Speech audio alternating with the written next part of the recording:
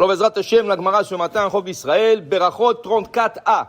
Amar Rav Huna, Ta'a Beshalosh Rishonot, Choser la Roche. Dit Rav Huna, celui qui s'est trompé dans une de trois premières bénédictions de la Hamida. Dans la Hamida, il y a 19 bénédictions. Il y a trois dernières qui commencent par Modim. Les trois premières sont Magen Avraham, Mechaya Ametim, Ael HaKadosh. Trois dernières commencent par Modim jusqu'à la fin. Il dit, Rav Huna, celui qui se trompait au début, par exemple, qu'est-ce qui peut se tromper? Dans la deuxième bracha, Mechaya Ametim. Au lieu de dire, Mashiva Ruach ou Morida Geshem, il a dit Moridatal. En plein hiver, il a dit Moridatal. C'est faux.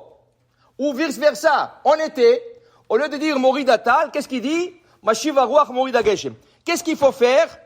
Il dit ici, Choser la roche. Il a besoin de retourner au début de la prière. Pourquoi? Les trois premières bénédictions sont un bloc. C'est pas trois, c'est une. On appelle ça Birkat Avot. C'est les patriarches. Donc, Magen Avraham, Mechaya Ametim et Ael HaKadosh, c'est les trois patriarches. Pourquoi? Magen Avraham, c'est quoi? Magen Avraham, quand Avraham est sorti en guerre contre les 4 rois géants, il a gagné. Qu'est-ce qu'Hachem lui dit à la fin de la guerre? Al tira Avraham, Anochi Magen Lach. Magen, ça vient du ce pasuk. Anochi Magen Lach, je suis ton bouclier. Donc, cette bracha a été instaurée parce que Dieu a protégé Avraham dans la guerre avec les 4 rois. Mechaya Metim, le Midrash nous dit qu'Yitzhak, quand son père l'a ligoté, le couteau lui a touché le cou. Okay? Et c'est écrit, Vayashov Avraham el Ne'arav. Et Avraham retourna à ses serviteurs Eliezer et Ishmaël. Qu'est-ce qui est arrivé avec Yitzhak, dit le Midrash? Il est resté sur le Mizbeach. Combien de temps? 2 ans. 2 ans il était là-bas, n'a pas bougé, qu'il était mort. Sa neshama est montée Gan Eden. Et après ça, Hachem l'a ressuscité. Pour cette ressuscitation d'Hachem à Yitzhak, c'est écrit, Baruch ata Hachem mechaye ametim. Alors il faut penser à Yitzhak pendant la deuxième beracha. Et la troisième beracha, c'est quand Yaakov va dormir à Bethel, et il va voir l'échelle, avec les anges, monter et descendre. Qu'est-ce qu'il dit? Enze kim bet Elohim. C'est un endroit saint. C'est un endroit sacré. Ael HaKadosh. La bracha a été instaurée pour Yaakov. Donc, les 3 premières bénédictions, c'est la bénédiction de Avot. Avot. Alors, il dit ici, c'est ça qu'il dit Rav Huna. Si quelqu'un se trompait dans une de trois, il a besoin de retourner. Alors, on a dit, possibilité dans la deuxième bracha. En été, il dit, Mashiva Ruach Morida Geshem. En hiver, il dit, Moridatal. Pendant les 10 jours de pénitence, entre Rosh Hashanah et Kippour, au lieu de dire, Baruch ata Hashem HaMelech HaKadosh, qu'est-ce qu'il dit? Ael HaKadosh, comme l'habitude. C'est faux. Donc, quelqu'un qui a fait comme ça, et maintenant il est déjà à la 4e, à la 5e beracha, et il réalise, où est-ce qu'il doit retourner? Au début. Quelqu'un qui a fait Morida Mashiva Ruach Morida Geshem, en été, okay?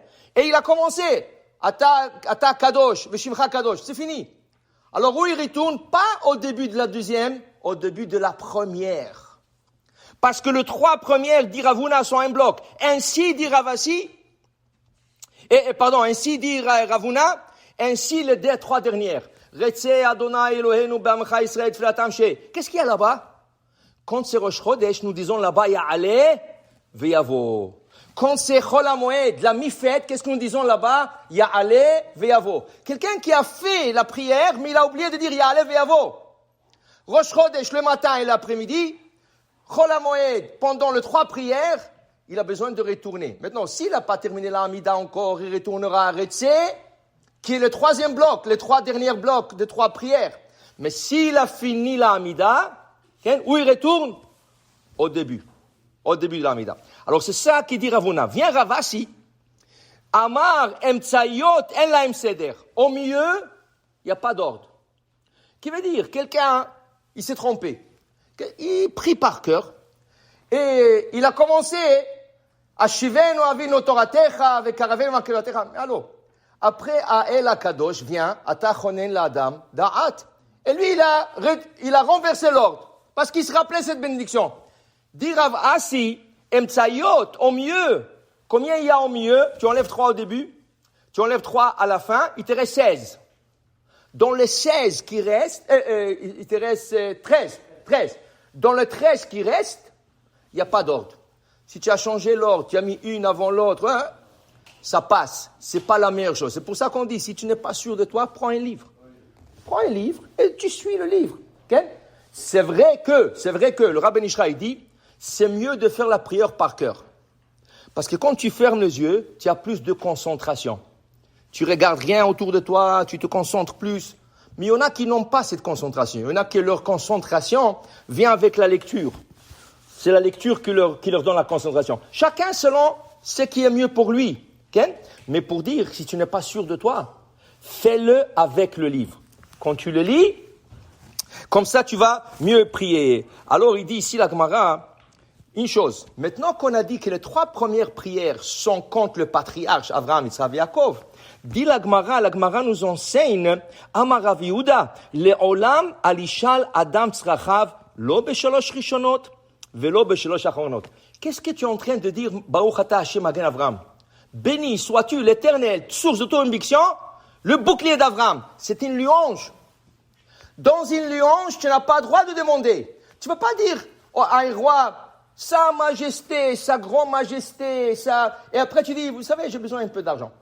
Allez, tu es en train de le louer, tu es en train de demander, ça ne marche pas. Ça clash. Quand tu fais la louange de Dieu, tu ne demandes rien. Donc, les 3 premières, Magen Avraham, Mechaya Metim, nous remercions Hachem de revivre Yitzhak, de ressusciter Yitzhak. Tu remercies Hachem pour donner cette vision extraordinaire à Yaakov, pour lui, ses générations futures. Tu ne demandes rien. Ni santé, ni parnassa, ni shalom bayit, rien. Où tu commences à demander à Dieu des choses, à partir de la 4e bénédiction. Ata chonen la damdat. Hachem, donne-moi un peu de chokhma, pour que je puisse étudier, pour que je puisse faire des affaires, pour que je puisse savoir quoi faire. Okay? Ça oui. Et après, Rotse Betchouva, Hachem, fais-moi retourner Betchouva, j'ai besoin que l'autre, et le fils, qui retourne Betchouva. Ça oui. Mais Shalosh Rishonot, les 3 premières et les 3 dernières à partir de Rotse, Lo Ishal Adam Tzrachav. Okay? Il faut rien demander. Okay?